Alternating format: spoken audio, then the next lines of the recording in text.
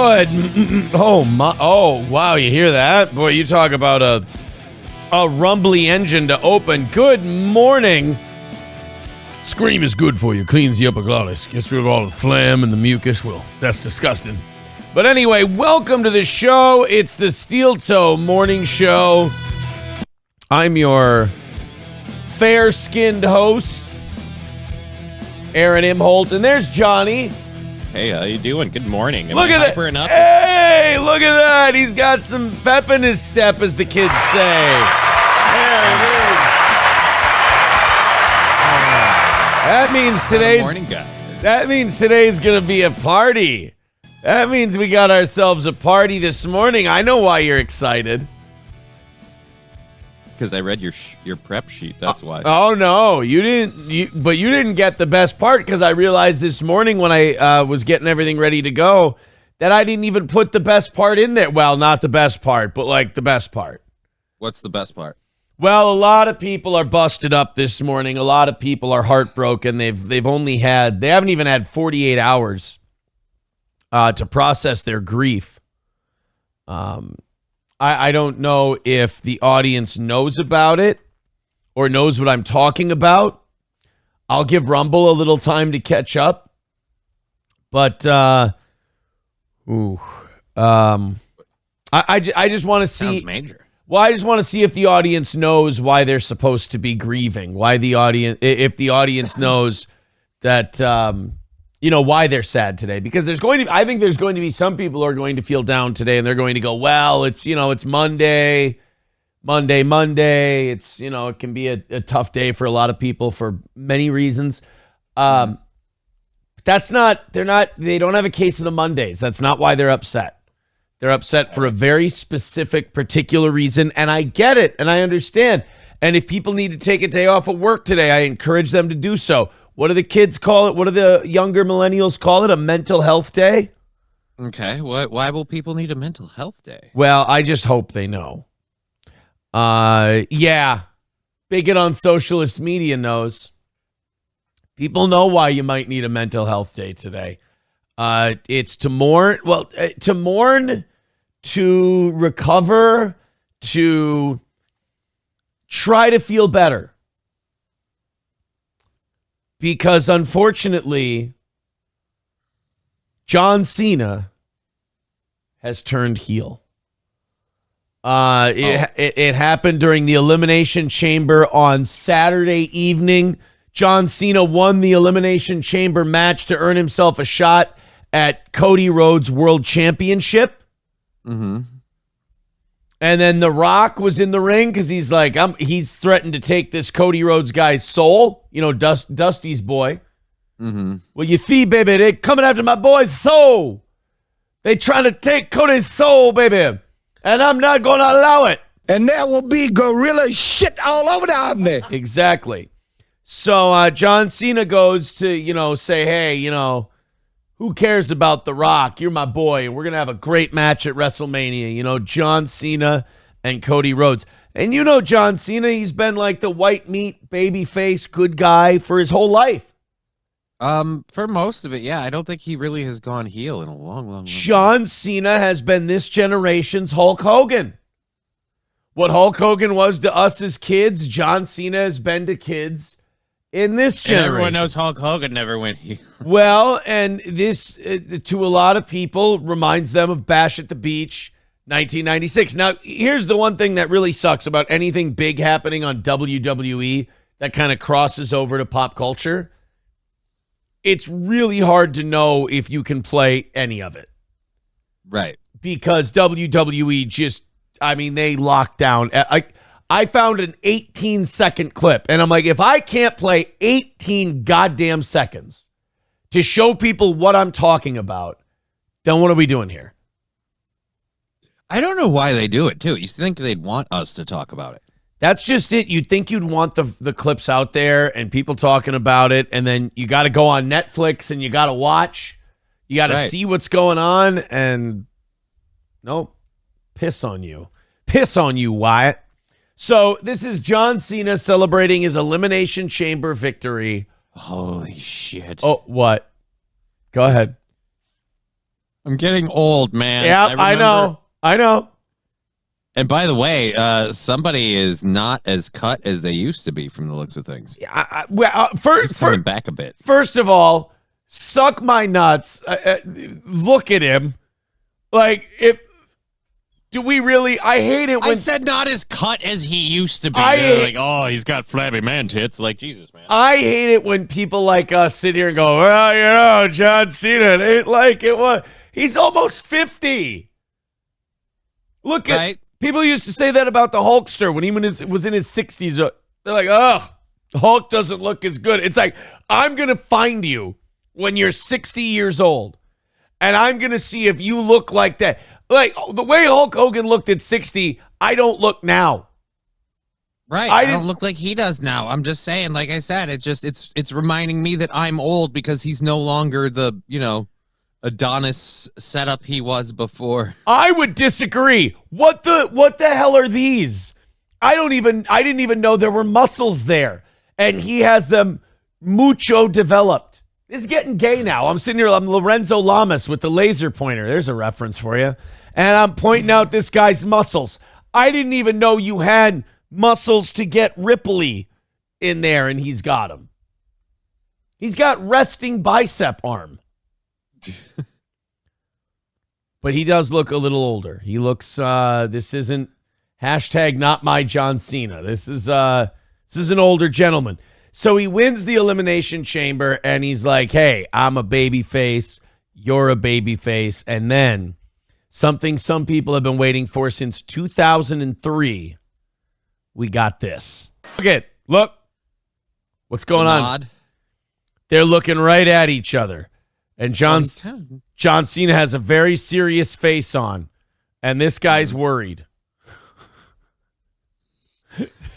This guy is... Holy shit. Yeah, everybody else is having a good time. One dude's like, oh...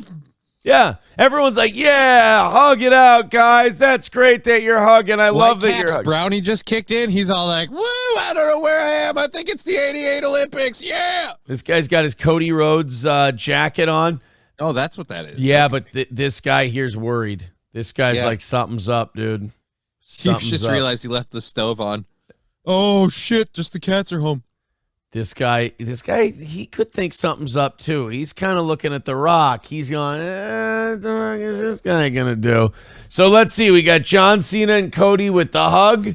WWE, is this enough transformative content for you before I play another 5 seconds? So now The Rock is staring daggers into Cody's back. Cena just happened. Sorry, WWE. Come to the dark side. That was 6 seconds, WWE. I'm sorry. But now the guy with the Cody Rhodes jacket, why is he cheering?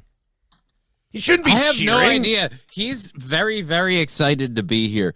I also can't help but realize how many of these people, how much did you spend on these tickets to watch it through your fucking phone? Yeah, right? Yeah, you're filming this moment. It's like you're there. Just enjoy it. You're there. Hey, congratulations. Hey, congratulations to Quadfather on being able to walk again. He's not able to walk. He got handicap seating. Look at Quadfather. He's up. Look at him. He's standing up. All his steel toe super chats got him one Elimination Chamber ticket where he could stand up again. Look at, I mean, this guy here. This guy here's so disappointed about what's going to happen. This guy's like, oh, holy shit, I was right. Remember, he was thinking before? Yeah. Now he's like, I was right. I knew it. This is going to be bad. The two black guys in the shot are going, oh, Cody don't know. Oh, blonde-haired white boy don't know. And this guy his world's about to crumble. He's been watching John Cena since he was a little kid. Now he's like, no, you're my hero, John. Yep, here we go. He kicked him in the balls, and then he beat the shit out of him using a Rolex's brass knuckles. And John Cena beat the living hell out of Cody Rhodes and then left. Oh. So after what, over 20 years, John Cena is now a heel. He's a bad guy. And I mean, it doesn't affect my world, but I can understand how some people might need to cope. I mean, he's a bad guy. Just let everybody know how much cooler you are than them. They're having it's a not rough. Even that I'm cooler. It's just that I was like, They're having a rough day. They're having a rough day, and you're gonna sit there and you're gonna shit on them and tell them, I'm fucking matter to me at all. That's what that's called. That's called not empathizing.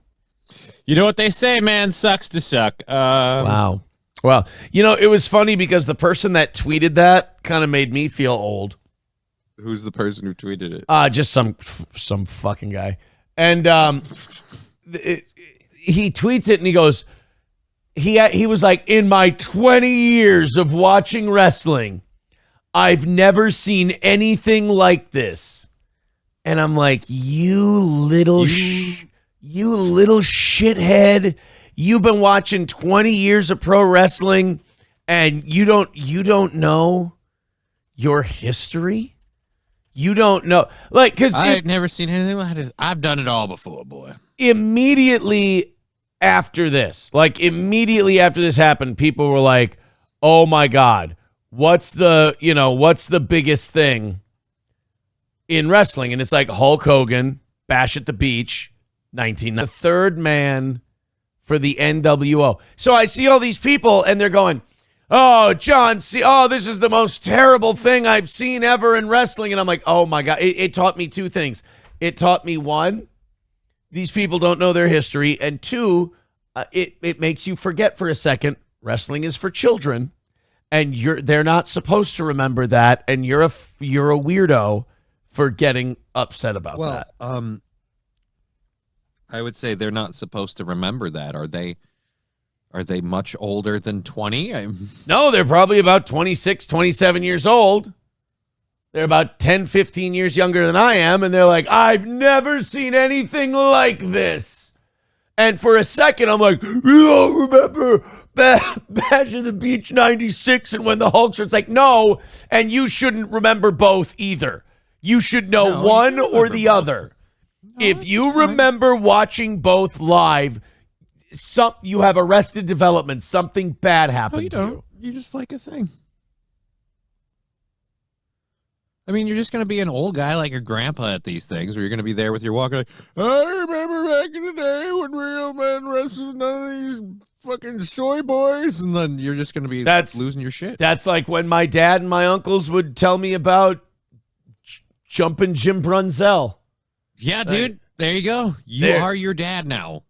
It's it's not like when Jerry Blackwell was in there from Stone Mountain, Georgia. I guess. Look, all I know is the world is waking up today to a world without John Cena as their guiding light of morality. And it's like waking up in an alternate universe. 191 Redword with $1 says, I can't start the week with a compliment. This shit gay. It's almost like a guy comes in here this morning and he goes, you know what I need? I need something I can clip. Okay. I need something I can clip and I can put out there later today for an audience that's not this audience, and they might come and check out the rest of the show. And then I try to talk about that for 10 minutes so I can get a nice little clip out there. And what does my audience do? That is gay! God, I don't like it! This is not okay. My audience has always, radio or this, my audience has always had the memory of a goldfish and doesn't have the ability to understand this too shall pass. We will get done with this. There will be an end to this segment. And then we will move on to another segment. And that perhaps I'm casting a wide net as to make a clip for later and then see if we can't draw in other. I'm sorry, would you like me to talk about gay drama? There was a man obsessed. There were 3 men obsessed with my penis for 3 hours. We can talk about that if you'd like.